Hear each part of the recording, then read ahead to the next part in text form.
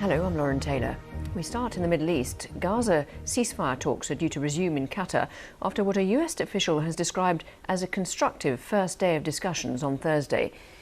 Israeli representatives are attending, but Hamas, which runs Gaza, has stayed away, accusing Israel of changing its terms since previous rounds of talks. A Hamas official also reiterated that any agreement must achieve a comprehensive ceasefire, a complete Israeli withdrawal from Gaza, and the return of the displaced. On Thursday, the Hamas-run health ministry reported that the number of Palestinians killed in Gaza has passed 40,000, although Israel disputes the figure. Later, the families of Israeli hostages still held captive in Gaza following Hamas's October the 7th attacks gathered to demand a deal to secure their release, with several thousand marching in Tel Aviv. A little earlier, our Middle East correspondent Yolande Knell gave me a sense of how the ceasefire talks have gone so far. Well, we had a White House spokesman saying late yesterday that they had got off to a promising start. The Israeli media this morning has been talking about guarded optimism, saying it's a positive sign that the Israeli delegation that was sent, the negotiating team, decided to stay overnight despite what they see as some security risk in Doha, and that they are continuing these talks with US, Qatari and Egyptian mediators today. Now, Hamas, as we were saying, has not sent a delegation along to these indirect talks, but of course Hamas leaders are present in Doha, and what mediators have been saying is they have ways to get messages back to Hamas, so this is not seen as being the obstacle that it may appear to be. And Yolande, in the meantime, development on the West Bank, Israeli political leaders, including Benjamin Netanyahu and two far-right ministers, have condemned a large group of Jewish settlers who went on a rampage in a village in the occupied West Bank, setting houses and cars on fire. Settlers, some of them wearing masks, were armed with batons, rocks and Molotov cocktails as they descended on the village of Jit. At least one Palestinian was killed, another seriously injured. And it's a reminder that, Yolande, that there's violence quite often in the West Bank that is less well reported than events in Gaza.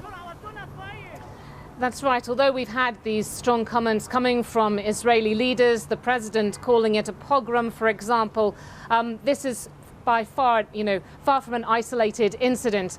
We have the UN OCHA agency, which has been monitoring attacks on Palestinian civilians by extremist settlers, saying that since the start of the war in Gaza, they have found something like 1,250 attacks by settlers on Palestinians. And there have been, on top of that, something like 17, 18 Palestinian communities where people have been forced by settler harassment away from their homes. Those communities, in some places, having settlers move in, setting up temporary outposts there. Those are sort of seeds of settlements that are not even authorized by the Israeli authorities. All settlements seen as being illegal under international law.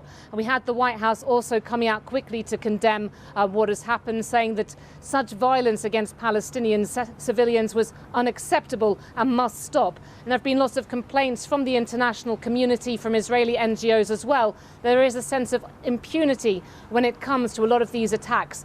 You do not see prosecutions by the Israeli authorities. Let's speak now to Nomi Bar-Yaakov, a Middle East expert and Associate Fellow of International Security Programme at Chatham House, who's in our Westminster studio. Thanks very much indeed for being with us. I just wonder what your impression is of the talks that have restarted in Doha and the progress so far, and how likely it is that there'll be some kind of a concrete outcome this time round. Thank you very much, Lauren, for having me on the show this morning. I think that the talks are very serious. I think we're at a critical stage. We're at a make or break stage. And I think that is known not only to the three mediators, Qatar, Egypt and the US, but also to Israel and Hamas. And therefore, we are at a pivotal moment, a breaking point. And I'm cautiously optimistic. I think talks are going well. And the lines have been drawn. They're very, very clear. And hopefully there will be an outcome of an agreement on a framework. It's not unlikely that all the details will be ironed out today, but it is very much my hope and the hope of the mediators and the parties that a framework will be agreed, and thereby the implementation will be what is going to need further discussions beyond today.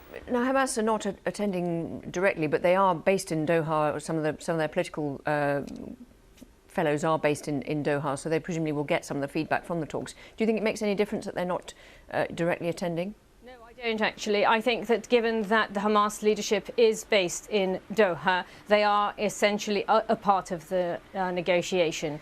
But in any event, the Israelis and the Hamasniks are not sitting in the same room with the negotiators. So they are being updated regularly by the mediators, and feedback is coming in. So I think, yes, they announced that they're not sending anyone, but they're actually there. What do you expect in terms of any kind of retaliation from Iran or Hezbollah for the killings of Ismail Haniyeh and also the Hezbollah commander recently? There was some talk that perhaps if a ceasefire in Gaza were achieved, that might be taken off the table. Do you think that they will still go ahead anyway with some kind of form of retaliation?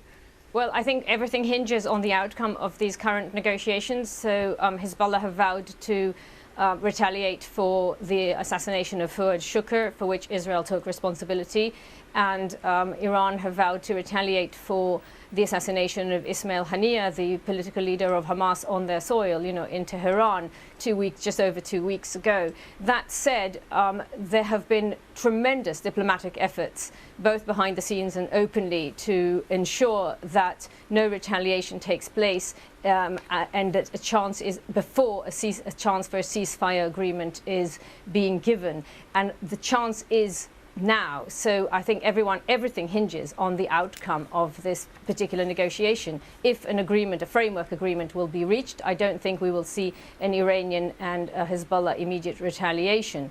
If an agreement is not reached, on the other hand, then I think we're all doomed, and I think we're going to see a very serious coordinated retaliation between Iran's many long arms, proxies in the region, and Hezbollah. Nomi Bar Yaakov, thank you very much indeed for joining us. Thank you. Thank you, Lauren.